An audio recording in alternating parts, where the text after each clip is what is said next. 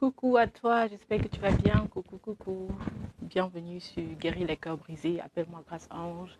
Aujourd'hui, j'ai décidé de te faire une petite vidéo, une courte vidéo. Je vais te lire en fait un extrait de mon livre, Non à l'absence du géniteur. Et voilà, je vais te faire juste une courte lecture et puis on va se séparer quoi.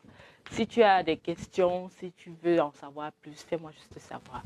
Bon, pour ceux qui ne me connaissent pas, moi c'est Grâce Ange ou Ange Grâce, c'est la même personne. Je suis celle-là qui se cache derrière la page Guérir les cœurs brisés, voilà. Et je suis auteur de plusieurs livres, parmi lesquels celui-ci, Non à l'absence du géniteur, qui est disponible en fait sur Amazon et sur plusieurs autres plateformes comme... on appelle encore la plateforme là comment j'ai oublié le nom, mais bon, ça va me revenir. Lorsque ça me revient, je vais vous en parler. Voilà. Le livre aussi est disponible au Cameroun ou en Côte d'Ivoire et au Bénin. Mais sinon, c'est disponible dans tout le monde entier. Si vous êtes ailleurs, vous pouvez bien vous manifester. Et puis, on va voir comment faire pour vous parvenir le livre. Alors, je commence la lecture. Car la fin d'une chose vaut mieux que son commencement. Je veux ainsi encourager ceux qui gardent le regard sur leurs origines, qui sont en colère, qui ont honte des circonstances de leur venue au monde, ceux qui en veulent à leurs parents ou à Dieu.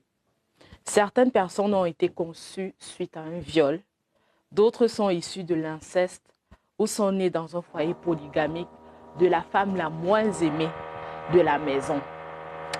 Je ne sais pas si malgré les bruits vous m'entendez, mais bon, dites-moi en commentaire. On pourra peut-être faire la vidéo si on a besoin. D'autres ont été abandonnés ou issus de parents toxicomanes ou handicapés. Certains enfants ont été maltraités, ont grandi orphelins.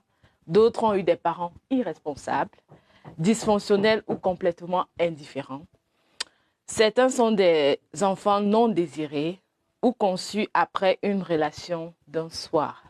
Certaines gardent les traits physiques de leurs parents, de leur père blanc venu en Afrique, une seule et unique fois.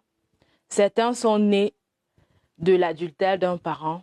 La liste est longue et loin d'être exhaustive. De telles situations rendent amères en colère. Elles remplissent un aide de rancune et d'idées de vengeance. Voilà, je vais m'arrêter là pour aujourd'hui.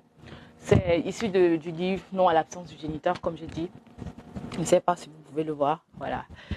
Voilà, si vous avez bien suivi ce que j'ai lu, j'ai en fait un peu dépeint les circonstances dans lesquelles sont venues des personnes au monde et qui peuvent parfois les rendre amères. Ouf, c'est tellement truc ici, je sais pas si vous m'écoutez ou pas. Voilà.